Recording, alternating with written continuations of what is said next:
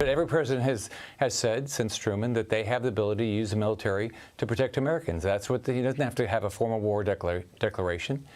So this president has that right, and he's doing the right thing. I mean, this guy, Trump is busting his butt to protect American lives. Why don't these Democrats get on board and say, thank God we have a president that quits appeasing these people and protects American lives? Back to our breaking news out of Iran. Iranian state media now saying the regime has rejected a second round of peace talks, which had been scheduled for this week in Pakistan. So the question is now what? Former Army Special Ops Intel analyst Brett Velikovich is a Fox News contributor and founder of Powerless, and he joins us now. Brett, I still feel like there's a bit of saber rattling happening here, maybe a little for the cameras, maybe a little bit for public consumption, but they'll still want to get to the negotiating table because that's what's best for their people. What say you?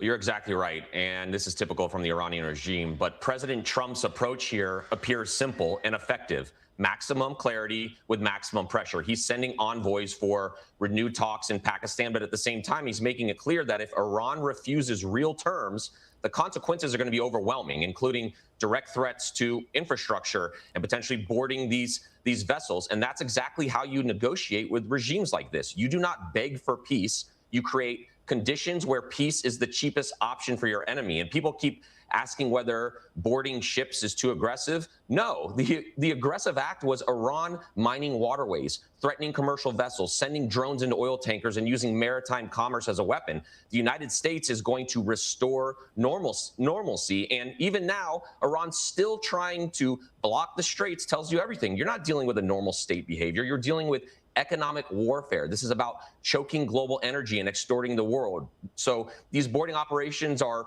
going to be disciplined. They're going to be lawful, intelligence-driven, and targeted, and it's going to be done with precision. And right now, frankly, America is going to remind the world who keeps the sea lanes open and who pays the price when they close them. You nailed it right there. Who keeps open the sea lanes? Because this is not just about the U.S. versus Iran. This is about Iran against the entire world system here when they control or attempt to control this pinch area here. And they're trying to extort money from people who have to obviously get their vessels through there. And they've been doing this, by the way, I should point out now for quite some time.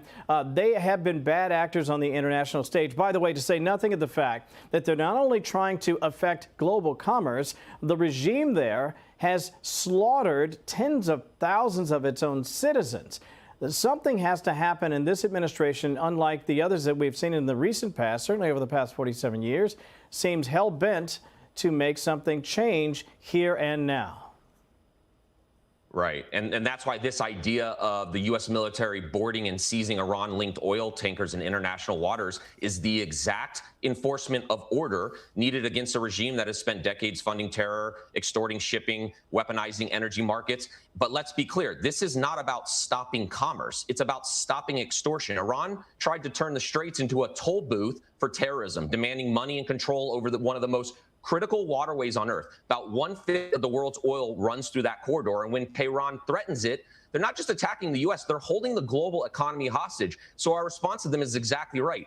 No regime gets to charge the world a ransom for economic stability. Freedom of navigation isn't something that America is going to rent from Iran. It's something that we're going to enforce. And officials are saying that the next phase expands beyond the Gulf itself, maybe targeting vessels globally that are ferrying Iran oil and weapon support. That matters because Iran's real lifeline is this network of illicit cash flow movements designed to avoid sanctions. So they've got this shadow fleet. That's how they fund IRGC. That's how they fund Hezbollah. It's this regional chaos machine. And when you cut off the money, the missiles and the drones get quieter. And so this is real enforcement. It's real pressure. Iran understands only one language, which is cost. And right now, the administration is making that cost impossible for them to ignore. I'd be remiss if I didn't get your perspective on the odds of this week coming up. Is it your sense that we're more likely than not to have continued talks or more U.S. military action, including those bridges and power plants as needed to bring them to heel? Well, I really hope that this ends in peace. But the reality is I've been studying Iran for many decades. And unfortunately, a lot of times you only have to act from strength. And I think it's important to understand the U.S. is acting from strength here, not panic. We've already seen ships comply with U.S. direction and turn around without a single shot fired, simply because American naval dominance changes behavior before even the conflict starts.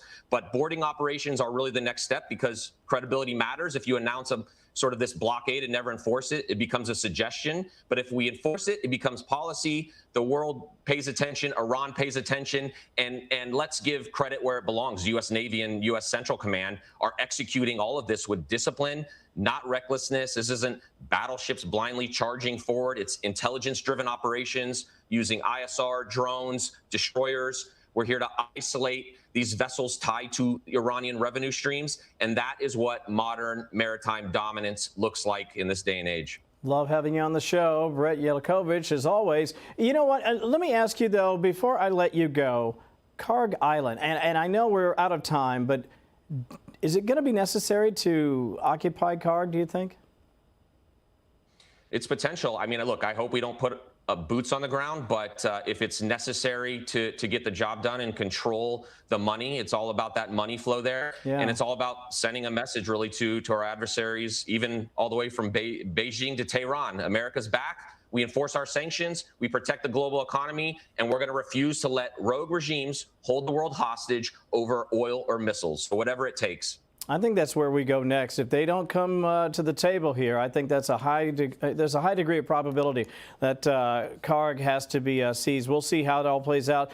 Brett Yahawashi, terrific analysis. Thank you for your time today. Thanks, Kevin. Be sure to like and subscribe for all the Fox News latest on YouTube, and catch full shows streaming now on Fox One.